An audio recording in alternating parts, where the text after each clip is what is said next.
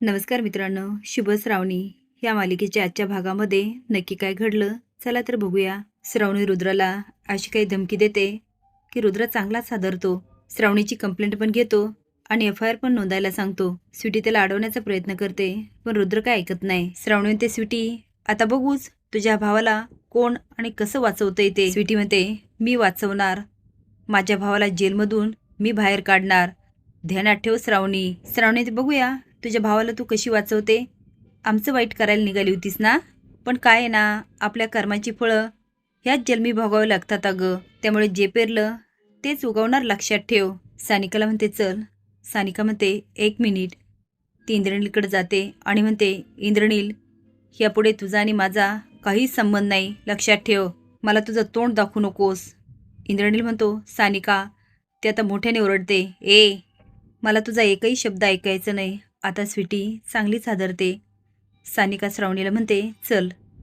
श्रावणी स्वीटीकडे बघून स्माईल करते आणि निघून जाते. सगळे निघून गेल्यानंतर स्वीटी म्हणते, रुद्र सर त्याला लॉकअपमधून बाहेर काढा की. बाहेर काढा ना. रुद्र म्हणतो, स्वीटी जरा शांत हो आणि भानावर ये. स्वीटी म्हणते, काय बोलायला आहे तुम्ही, हे पोलीस स्टेशन तुमचं आहे नवं, तुम्ही अधिकारी आहात ना, तुमच्या शब्दापुढे कुणीच नाही आहे. तुम्ही इंद्रणीला पहिले बाहेर काढा. आता रुद्र तिला समजावण्याचा प्रयत्न करतो पण स्वीटी काय ऐकत नाही. आता रुद्र मोठ्याने ओरडतो, हे पोलीस स्टेशन आहे, तुझं घर नाही, तू सांगेल ते मी करायला. आता जो पोलीस इन्स्पेक्टर इथं उभा होता ना, त्याच्यासमोर सगळं घडलंय आणि पोलीस स्टेशनमध्ये सगळे असं काय करतेस तू, त्यामुळे मला काही करता येणार नाही. मला कायद्याच्या चौकटीत राहूनच सगळं करावं लागेल, कळतंय का तुला. इंद्राणी म्हणतो, स्वीटे मला इथं जेलमध्ये नाही राहायचं, मला लई भीती वाटती, मला घरी जायचंय. स्वीटी धावतच जाते आणि म्हणते, तू तुझा थोबाड बंद करा इंद्रणील, बंद कर थोबाड. साधं एक काम करता आलं नाही, मी तुला एक काम दिलं होतं ना, ऑपरेशन करायचं, तेही करता आलं नाही, मूर्ख. आता डोक्याला हात लावते, नंतर त्याच्या हातावर ठेवून म्हणते, तू काळजी करू नको, तुझी बहीण आहे नवं, मी काही करील आणि तुला ह्या जेलमधून सोडील.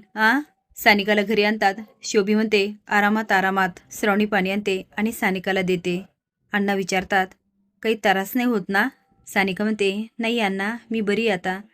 श्रावणी डोक्यावरून हात फिरवत म्हणते, सानिका तुला भूक लागली का गं, मी काही करू का खायला. शोभी येते आणि श्रावणीला ढकलत म्हणते, सानिका आम्ही काय विचारतो ते आधी सांग, तुला ते इंद्रणीसोबत जायची काय गरज होती ग, कशाला गेली होती तू. अनुराधा म्हणते, काय गे बोल ना, कशाला गेली होती तू, गप्प का तू, असा मूर्खपणा करायला कुणी सांगितला होता तुला. अण्णा म्हणतात, कारभारने शांत होशील का, अगं आधीच घाबरली ती. अनुराधा रडत म्हणते, अहो कसं शांत होऊ, हिला कुणी सांगितलं होतं त्याच्याबरोबर घराबाहेर पडायला, आधीच काय कमी तमाशा झाला का, हिच्यासोबत काही कमी जास्त झालं असतं तर काय केलं असतं आम्ही. अण्णा म्हणतात, सानिका मला सांग, या गोष्टीला तुझी परवानगी होती. सानिका म्हणते, नाही अण्णा, मला खरंच वाटलं नव्हतं तो इंद्रणील माझा एवढा मोठा विश्वासघात करेल. अनुराधा म्हणते, माहीत नव्हतं, मग त्याच्या सांगण्यावरून का घराबाहेर पडलीस तू. सानिका म्हणते, तो मला म्हणाला होता तो माझ्याशी लग्न करल म्हणून मी गेले. अनुराधा म्हणते, तो म्हणला आणि तू विश्वास ठेवला. अगं लगीन करायचं असतं तर आधीच केलं असतं त्याने, आधीच एवढा तमाशा झाला. तुझी अक्कल कुठं शेण खायला गेली होती का ग साने, कसं कळत नाही तुला. सानिका म्हणते, मला सगळं कळतं, पण आई मी तुम्हाला घरात नकोशी होते, माझ्यामुळे तुमची आबरू धुळीला मिळाली असं रोज तुम्ही मला टोचून बोलायचे ना. अनुराधा म्हणते, आता रडून काय होणार आहे, आबरू तर गेलीच ना आमची. आता शिव पण बोलायला लागतो, सानिका अगं तुझा तो ऑपरेशन करणार होता, सगळा पुरावा नष्ट झाला असता, तुझी एक चूक आपल्याला किती महागात पडली असती. श्रावणी ते शिबू तू तरी तिला बोलू नकोस ना, अरे बघ ना आधीच ती किती घाबरली आहे आणि आता तिने तिची चूक मान्य केली आहे ना, मग आता बास. आता मात्र सानिकाला स्वतःची खूप लाज वाटते. श्रावणी ते सानिका काय झालं, कशाचा विचार करते. ती श्रावणी मी एक निर्णय घेतला, मी आता कुणाशी लग्न करणार नाही, मी माझ्या बाळाला जन्मही देणार आणि एकटीने वाढवणार. आता मात्र अनुराधा मोठ्याने ओरडायला लागते, एकटीने वाढवणार आणि पोटातल्या बाळाला बापाचं काय. शोभी म्हणते, आहे हिच्या डोक्यात ना हिनेच घातलं असणार. अनुराधा म्हणते, काय गे नट मोगरे, तुमच्या श्रीमंतात चालत असतील असे चाळे, पण आमच्या गरीबात नाही चालत. आमच्या घराचं वाटोळं करून तुझं मन नाही भरलं का. सानिका म्हणते, आई श्रावणीला काही बोलू नको, यामध्ये तिचा काही दोष नाही. आता मात्र शोभी चांगलीच चकित होते. सानिका म्हणते, जे काय बोलायचं ना ते मला बोल. अनुराधा म्हणते, तू नाही लग्न करणार. ती म्हणते, नाही. आता मात्र अनुराधा तिला जोरात ढकलू म्हणते, चल निघ घराबाहेर, यापुढे तू माझ्या घरात नाही राहायचं. आतापर्यंत सानिकाच्या तब्येतीची काळजी घेणारी अनुराधा तिला एकदम ढकलते आणि सगळ्यांच्या काळजाचा ठोकाच चुकतो. आता श्रावणी पटकन सानिकाला पकडते आणि म्हणते, सानिका काय चुकीचं बोलली? कित्येक बायका एकटीने बाळाला सांभाळतात, नोकरी करतात आणि मानाने जगतात. अनुराधा म्हणते, हे माझ्या घरात नाही चालायचं, चल निघ. सानिका जायला लागते. अण्णा म्हणतात, थांब श्रावणी, तुझी आई जरी तुझ्या बाळाला सांभाळायला तयार नसली तरी तुझा बाप आहे, तो तुझ्या बाळाला सांभाळेल आणि या घरातून तू कुठेही जायचं नाही. अनुराधा म्हणते, तुम्ही एक बाप आहे नवं, पुरीसाठी असा विचार करताय? अण्णा म्हणतात, तुला एकदाच सांगतो, ह्या घरामध्ये सानिका राहणार. शुभ म्हणतो, सानिका तू कुठेही जायचं नाही, जोपर्यंत तुझा हा भाऊ जिवंत आहे तोपर्यंत तुझी काळजी घेणार. आता अनुराधाला खूप राग येतो. ती बाहेर निघून जाते. आई आई करत शोभी तिच्या मागे जाते. आता सानिकाला खूप कसरी होतं आणि ती खुर्चीवर बसते. श्रावणी म्हणते, सानिका तुम्हाला मैत्रीण वहिनी नाही समजलं तरी चालेल. तिचा हातात हात घेऊन म्हणते, पण मी कायम तुझ्यासोबत राहणार आणि तू जो निर्णय घेतला ना तो अगदी योग्य आहे. आम्ही कायम तुझ्यासोबत आहे.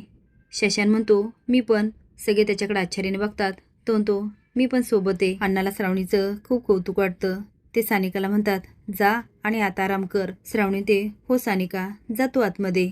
श्रावणी आंघोळ करून येते आणि शुभू बाहेर उभा असतो. तो श्रावणीचा हातात हात पकडतो आणि म्हणतो, थँक्यू श्रावणी. ते म्हणते, शुभू अरे तू माझे काय आभार मानतो, हे घर माझं पण आहे. दोघं पण एकमेकाच्या प्रेमात मग्न होतात. तेवढ्यात अण्णा येतात आणि कौतुकाने हसतात. पण दोघांचंही लक्ष नसतं. ते खोकतात आणि बाजूला बघतात आणि म्हणतात, नाही प्रेम चांगलंय, पण शुभू आंघोळ करून घे. आणि श्रावणी तू आज पूजा करा. श्रावणी म्हणते, आज काय आहे? ते म्हणतात, अगं आज एकादशी आहे. आता श्रावणीला विशंभरची आठवण येते. तिच्या डोळ्यात पाणी येतं. शुभू म्हणतो, काय झालं श्रावणी? ती म्हणते, काही नाही, बाबा दरवर्षी विठ्ठलाच्या मंदिरात जातात आणि पूजा करतात. आज बाबांची खूप आठवण आली रे शुभू. तो म्हणतो, चल तुला साहेबांना भेटायचं ना, मी घेऊन जातो. श्रावणी म्हणते, नाही, त्यांचा राग अजून गेला नसेल. आता शुभूला आठवतं, जेव्हा ती गृहप्रवेश करते तेव्हा तिने शपथ घेतलेली असते की ती माहेरच्या लोकांशी काही संबंध ठेवणार नाही आणि बोलणारही नाही. शुभ म्हणतो, श्रावणी तू काळजी करू नको, मी जातो आणि गुपचूप साहेबांचा व्हिडिओ काढून आणतो आणि तुला दाखवतो. ती म्हणते, खरंच शुभू? तो स्माईल करतो. इकडे विशंभर आवरून येतो आणि म्हणतो, पृथ्वी आज मंदिरात जायचं ना, आणि तिथे जाऊन मला एक अनाऊन्समेंट करायचंय. तेवढं तापर्ण आवरून येते आणि म्हणते, भैयासाहेब मंदिरात जायच्या पहिले घरच्या देवाची पूजा करायची आहे आणि आरती पण. विशंभर म्हणतो, चला लगेच आरती करूया. श्रावणी म्हणते, अण्णा पण पूजा कशी मांडायची हे मला नाही माहिती. अण्णा म्हणतात, त्यात काय, मी मदत करतो. आता श्रावणी तुळशीची पूजा करत असते, पण मनात एवढा आनंद असतो. ती म्हणते, आज मला बाबा बघायला मिळणार.